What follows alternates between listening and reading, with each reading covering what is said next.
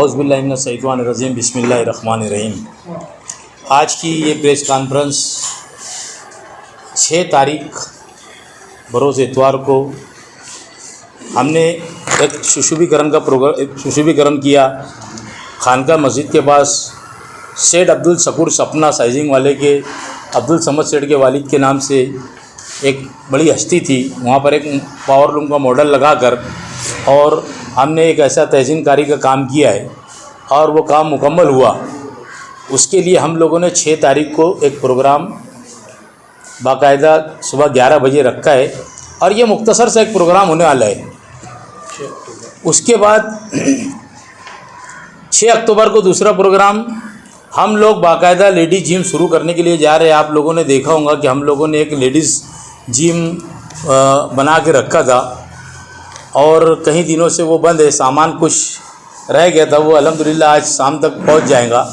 और माँ बहनों के लिए एक लेडीज़ जिम कुरैशा हज्जिन लेडीज़ जिम के नाम से बाकायदा उसका प्रोग्राम हो रहा है, जिसमें सोबताई बच्चों तशरीफ़ ला रहे हैं। सुबह 11 बजे से तो दोपहर को 1 बजे तक के वो प्रोग्राम रहेगा। हम लोगों ने इसके लिए आप लोगों को ये किया है कि शहर के अंदर डॉक्टर्स और शाम में जो है मगरिब के बाद 6 बजे से लेकर तो रात को 11 बजे तक के जेंट्स लोग का प्रोग्राम उसी जगह के ऊपर रखा है। तो शहर के डॉक्टर्स टीचर्स जो जेंट्स के अंदर है वो रात में उस जगह के ऊपर तशरीफ़ लाएंगे, ऐसा हम लोगों ने दावतनामा छपा के रखा है। और जो दोपहर के टाइम है सिर्फ वहाँ पर लेडीज़ रहेंगी, माँ बहनों के लिए वो प्रोग्राम रखा गया है, क्योंकि स्पेशल लेडीज़ जिम खानापुर ने पूरा दिन भर के लिए उसको रखा है। और एक शिफ्ट अगर हो सके तो सबकी सलाह मशवरे के बाद हम लोग शाम में 7 बजे से 11 बजे तक की रात में एक शिफ्ट चलाने का ऐसा हम लोगों का प्रोग्राम है। अगर वो सब बैठ के एक बात सबकी राय हो जाती, 6 बजे तक माँ बहनें ख़त्म हो जाएंगी, उसके बाद 7 के बाद या 8 बजे के बाद ऐसा एक प्रोग्राम हम लोगों ने रखा है। ये ख़ास तौर पे बड़ी दिनों से इस चीज़ का इंतज़ार था कि ये चालू हो जाए। आपने देखा होगा कि इतना खूबसूरत जिम खाना मैं समझता हूँ कि मालेगांव के अंदर कहीं नहीं, और इतने सामान से लेस। तो आप लोगों की दुआओं से, अल्लाह का फजल करम से ये मेरा एक बहुत बड़ा कारनामा है।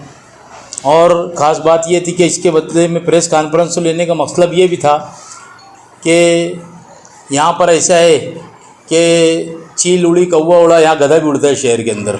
ये तो आप लोगों को अच्छी तरीके से मालूम है हम लोगों की सरगर्मी क्या थी क्या नहीं और क्या हम लोग कर रहे हैं। लोगों को इसके ऊपर बड़ी नज़रें थी कि भाई कांग्रेस पार्टी के लोग सरगर्मी नहीं कर रहे।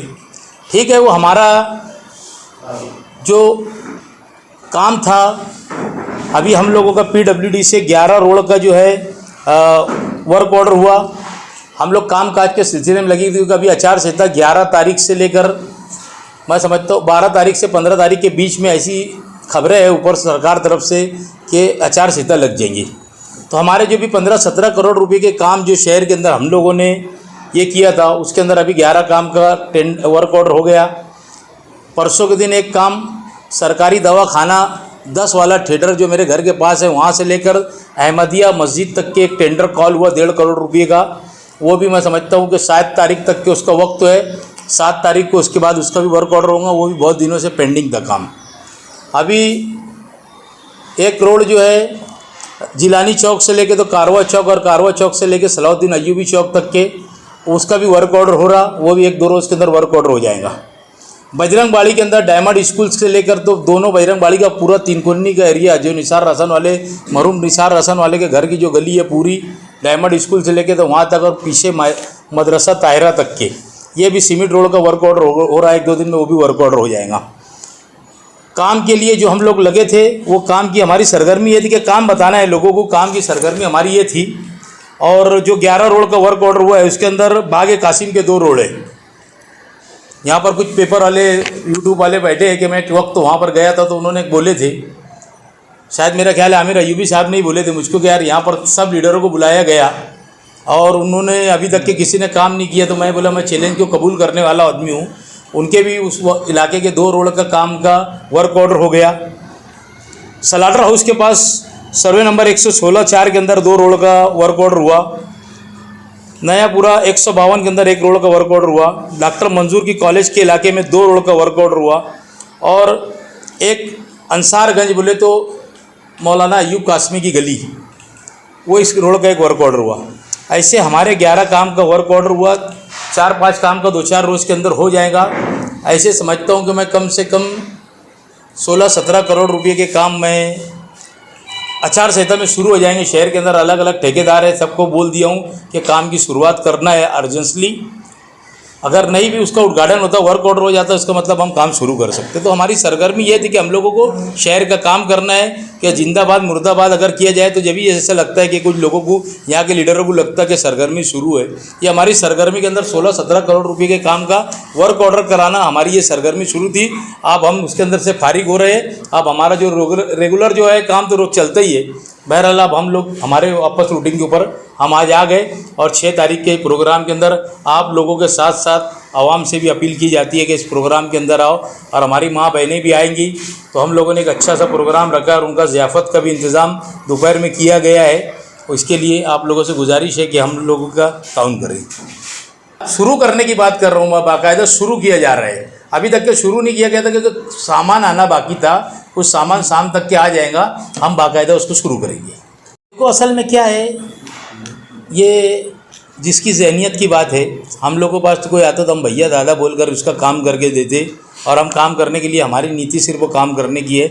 एजाज़ बेग सुबह 10 साढ़े 10 बजे काम जब नींद से उठता है तो रात को 2 बजे तक के काम करता। मेरा मसला है काम करने का। बंदूक की सियासत करने वालों को मुबारक हो, किसी ने चलवा दी गोली, किसको लग गई गोली और किसको चलवाना है वो चलवा देगा। बहरहाल हमारे बस की बात नहीं है। हम लोगों को फूल देंगे, गुलाब का, मोहब्बत का प्यार भरा पैगाम देंगे शहर के लोगों को। नफ़रत की सियासत हम नहीं करेंगे, मोहब्बत की सियासत करेंगे और शहर की काम देंगे इंशाअल्लाह ताला। मैदान में उतरने का मतलब क्या, जरा मुझे तुम समझा के बोलो। क्या है, देखो जिसका उसका अपना लड़ने का तरीका है। मेरा लड़ने का तरीका है लोगों का कामकाज करना, लोगों से मिलना। मैं दिन भर सुबह से शाम तक के लोगों से मुलाकात करता। मेरा इलेक्शन लड़ने का तरीका वो अलग है। क्या भाई गर्दी जमा करने का बोलने का है, एक पीछे की अगर बात लेकर जाए और सभा ली जाए और गर्दी जमा करा जाएगा और कभी मेरे गर्दी जलसे में इतनी गर्दी रह रही, उसके जलसे में इतनी गर्दी रह रही। शहर ये फाइनल नहीं करता, मालेगांव शहर ये फाइनल करता किसको गिराना। मालेगांव शहर ने ये फाइनल कर लिया, बदलाव की लहर है शहर के अंदर। मालेगांव शहर ने फाइनल कर लिया किसको गिराना है और किसको जिताना है। तो हमको जलसा जुलूस जब वक्त तो आएगा, हमारा वक्त तो हमके हिसाब से हम टाइमिंग के ऊपर जलसा जुलूस लेंगे। हमारा टिकट जिस दिन फाइनल हो जाएगा, पार्टी हमको ग्रीन सिग्नल दे देगी कि एकदम आपका फाइनल, तो हम उस दिन से सभाएं लेना शुरू करेंगे। और मैं तो लोगों के पास जाता हूँ, मैं सुबह से उठ के काम करता। मेरा मसला है लोगों से काम करूँगा, लोगों से मिलूंगा, वही लोग वोट देने वाले जिनको मैं मिलूंगा काम करेंगे। तो मैं लोगों से मिलता जुलता हूँ और मिल रहा जुल रहा हूँ। तो इस इलेक्शन में शहर में बदलाव की लहर है। शहर के अंदर आप जाओ और पूछो लोगों से, शहर बदलाव चाहता। क्योंकि देखो ये बंदूक की सियासत जो आई ना, ये अच्छे लोग इसको पसंद नहीं कर रहे। अगर शहर पसंद करता तो ये चीज़ के अंदर आवाज़ उठती, पूरे शहर से अच्छे अच्छे लोगों की आवाज़ उठ रही। यानी यहाँ तक कि अगर मुफ्ती साहब में बोले तो उनके उलमाए करामी बोल रहे कि ये गलत बात है, इनको इनके मुँह से अच्छी जेब नहीं देती। उनको लोग एक MLA की हैसियत से कम देखते, आलम दीन की हैसियत से ज़्यादा देखते लोग। और उन्होंने मुझ से अगर ऐसी बात करना कि मेरे पास बंदूक है, मेरे पास निशान है, अरे भाई बंदूक है तो पूरे शहर को मार डालो और तुम ही राज करने बैठ जाओ, शहर को मार दो ना। अगर समाजवादी पार्टी को मिलेगा तो कांग्रेस का स्टैंड क्या होगा? महाविकास अघाड़ी का टिकट किसी को भी मिले, महाविकास अघाड़ी का टिकट के हम साथ में रहेंगे, साथ में मिलजुल के काम करेंगे एकदम। बिल्कुल कोई भी उसके अंदर ये नहीं आएगा। उसके अंदर समाजवादी को भी टिकट मिल जाएंगे तो हम साथ में रहेंगे। ज़रूर भाई मैं एक बात बोलता, तुमको मालेगांव शहर के लोगों ने चुन के दिया, तुमको आउटर के लोगों ने चुन कर नहीं दिया। तुम बार बार दादा भूसे को तुम निशाना बना रहे। तुमको दादा भूसे से क्या तकलीफ है, तुम उसको पर्सनल जाके बोलो। ये शहर ने तुमको काम करने का वास्ते चुन के दिया था। ये शहर ने तुमको काम करने का वास्ते चुन के दिया। तुमको दादा भूसे की मुखालफत करने, बंटू काका की मुखालफत करने, अद्वै हिरे की मुखालफत करने के वास्ते नहीं दिए चुन के तुम्हारे को। तुमने क्या किया शहर तुमको ये पूछने वाला है। तुमको ये नहीं पूछेगा तुमने दादा भूसे की मुखालफत की है कि नहीं, एजाज बेग की मुखालफत की है कि नहीं। तुमको शहर ये नहीं पूछेगा। शहर के रोड रास्ते इतने ख़राब है, उसके बारे में शहर पूछेगा कौन इसका जिम्मेदार है। शहर के अंदर ऐसी कोई कॉलेजेस नहीं है जहाँ हमारी बेटियाँ पढ़कर निकले। शहर के अंदर ऐसा कोई दवाखाना नहीं है कि जहाँ पर कोई एक मरीज़ अगर दवाखाने में एडमिट हो जाए तो उसका पूरा इलाज करके निकले। शहर ये पूछने वाला है, ये नहीं पूछेगा तुमने दादा की भूसे की मुखालफत की है कि नहीं की। अगर तुमको काम लेना है तो वो एज द पालक मंत्री वो काम करने के, अगर तुमको नहीं करो तो तुम्हारा हक है, तुम जाके बोलो। मैंने उससे फंड लिया हूँ, मैंने उससे निधि लिया, मैंने उससे काम किया। बुनकर भवन का फंड डीपीडीसी से, नियोजन समिति से उस आदमी ने मुझे दिया। खुशामदपुरे के अंदर 1 करोड़ रुपए का रोड दिया। अभी आज का टेंडर निकला, उसके अंदर भी मेरे 2 रोड डाल के दिए उन्होंने। तो मैं काम करने का मुझे काम लगता, मैं जाके काम करवा लेता। मुझे ये नहीं पूछेंगे तूने क्या दादा भूसे की मुखालफत किया कि नहीं किया, शहर मेरे से ये नहीं पूछेंगे जोर। तो जो लोग मुखालफत कर नहीं, उनका मसला है कि वो क्या मुखालफत। देखो जहनियत का हिसाब है यहाँ पर। कुछ लोगों की जहनियत अगर गलत रहेंगी तो गलत जहनियत के अंदर कुछ लोग चाहते हैं कि भाई हिंदू मुसलमान में तफरका फैलाओ, तो सियासत के अंदर तफरका फैलाओ। अभी क्या नहीं चल रहा क्या? दोनों लोगों को मैं बोलता, आजी और माजी के आमदार तफरका फैला के लोग शहर के अंदर वोट मांग रहे हैं। दोनों को मैं बोल रहा हूँ स्टेज से, यानी यहाँ से बोल रहा हूँ कि दोनों लीडरान के लोग शहर के अंदर जाके दुआई दे रहे हैं बिरादरी की, और ये बिरादरीवाद शहर के अंदर खत्म हो चुका, बिरादरीवाद चलेगा नहीं। दोनों के बारे में बोल रहा हूँ ये बात। आवाम में इस तरीके की बातें भी है दादा भूसे को लेकर के, महिला बाल होटल उस तरफ चले गया, बैंक उस तरफ चले गई, सारी सुविधा उस तरफ चले जा रही है। शहर के सभी लीडर उस पर खामोश है और सब लोगों ने उनसे निधि और फंड ले लेकर खामोश हो गए, चुप हो गए। देखो एक बात सुनो, ये जो यहाँ का नुमाइंदा है ये उसकी जिम्मेदारी है कि क्या रखना और क्या नहीं रखना, क्यों जा रही है। इसने बास परस करने का काम ये है। जो सिविल हॉस्पिटल यहाँ से बच्चों का जो दवा खाना यहाँ से चले गया, जो सडाना सडाना हॉस्पिटल जो अपना पुराना था यहाँ से लेके चले गए। आपको मालूम है ये पैसा सामान्य रोगनालय के अंदर ये पैसा आया था, और सामान्य रोगनालय के अंदर पैसा आने के बाद ये हॉस्पिटल यहाँ पर बनना था, मगर उन्होंने ये पैसा यहाँ से ट्रांसफ़र कर दिया। यहाँ के आज के एमएलए मुफ्ती मोहम्मद इस्माइल साहब ने ये बयान दिया था कि मैं हाई कोर्ट के अंदर जाऊँगा। आज तक के कोई हाई कोर्ट के अंदर गए नहीं, इतना बड़ा मिसाल है। तो ये नुमाइंदगी का असर है। ये शहर के अंदर नुमाइंदे का काम है कि तुमने क्यों लेकर गए और तुमने भिजाने वाले क्यों। अगर एक पिटीशन फाइल करते कोर्ट के अंदर तो ये काम यहीं पर होता, और यहाँ पर ऐसा है कि दोनों संगम था। यहाँ सबको, वो उधर के भी इलाके के लोगों को नज़दीक पड़ता, इधर के भी इलाके के लोगों को नज़दीक पड़ता। बाकी इन्होंने सिर्फ बयानबाजी किया कि मैं हाई कोर्ट जाऊँगा, इसके बाद उन्होंने कुछ नहीं किया। जिम्मेदार है।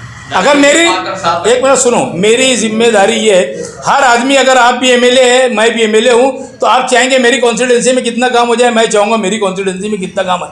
तो यहाँ के नुमाइंदे का काम था कि मैं यहाँ से इसको जाने नहीं दूंगा, और मैं यहाँ से तुम्हारे को हरा, जबकि यहाँ का पैसा आया था ना, पैसा उसका जिम्मेदार दादा हुसैन, इसका जिम्मेदार यहाँ का नुमाइंदा। अगर ये चाहता तो नहीं होता, कमजोरी है। का सवाल नहीं आया। मैं मेरी जाने वाला ले जा रहा, रोकने वाला नहीं रोक पाया, तो वो जिम्मेदार कौन? मैं क्या बोल रहा, तुमने अगर उसको एक पिटीशन फाइल किया जाता, खलील भाई अगर तुम्हारी रिकाबी से मैं छीनूंगा ना खाना, तो तुम बोलेंगे यार मेरा पेट नहीं भर रहा और तुम क्यों छीन रहे। उनका काम था क्या यार मेरे कॉन्स्टिट्यूंसी का तुम कैसे लेके जाएंगे। जिम्मेदारी एज द मुफ्ती इस्माइल, उन्होंने बयान दिया था कि मैं कोर्ट जाऊंगा, तो कोर्ट गए क्या वो मंत्री साहब। इसके अंदर नुमाइंदे ने बैठ कर, देखो मैं एक बात बोलता, नुमाइंदगी करने की अगर जिम्मेदारी और समझ इसके अंदर रहे तो ऐसा नुमाइंदा पालक मंत्री बोले तो पालक मंत्री तो पूरे ज़िले का पालक मंत्री होता। ये अगर बैठ के बोलेंगे मेरी कॉन्स्टिट्यूंसी के अंदर ये होना, मुझे ये होना, डीपीडीसी की मीटिंग होती ना, डीपीडीसी के अंदर मीटिंग के अंदर बोलना चाहिए। हमने तो कभी इनको बोलते देखी नहीं डीपीडीसी के अंदर तो क्या दादा भूसे उस तरफ ले गए, तो नुमाइंदे के अलावा दूसरे लोग शहर के, आप सियासी पार्टी के लोग हो, तो आप लोगों की जिम्मेदारी नहीं है। आप सियासी पार्टी मत बोलो, हम सरकार के अंदर भी नहीं है, और मैं एक सिर्फ अध्यक्ष हूँ, है ना। हमारा सरकार के अंदर कुछ नहीं है, जबकि नुमाइंदा जो है हमारे शहर का वो बीजेपी का नुमाइंदा है, सिंधे सरकार का नुमाइंदा है। इन्होंने सिंधे सरकार को वोट दिया, तो इनका काम था कि देखो तुम्हारा पालक मंत्री हमारे साथ में ऐसा कर रहा। हर पूरे 5 यानी 2.5 साल जब से सरकार बनी, जब से पालक अपने नुमाइंदे जो है मुफ्ती इस्माइल साहब उनके साथ में ही है, सिंधे सरकार के साथ में ही है। हमेशा उन्होंने सिंधे सरकार को अभी भी वोट दिए, एमएलसी में वोट दिए, राज्यसभा में वोट दिए, सब टाइम उन्होंने उनको वोट दिया। तो उनका काम था कि सीएम साहब को बात बोलना थी कि भाई तुम बोलो दादा भूसे साहब को कि मेरा यहाँ पर हॉस्पिटल आया है, इनको इधर ट्रांसफर मत करने दो, मेरा हॉस्पिटल है, मेरे वहाँ पर आया है ना। अगर इनसे नहीं भी इतना बोल सकते थे तो इन्होंने कम से कम एक पिटीशन फाइल करना था कोर्ट के अंदर। देखो एक बात सुनो, ये बात तो नाना पटोले ने मुझे पहले दिन से बोले कि तुझे लड़ना रहेगा तो तेरी तैयारी कर, समझे क्या। ये पहली से मेरी बात है। नाना पटोले साहब आज अध्यक्ष है और कांग्रेस पार्टी है, जबकि आपको खुद मालूम है कि आप कांग्रेस पार्टी की आप बाद में पत्रकार एक अच्छे से वर्कर थे कांग्रेस के।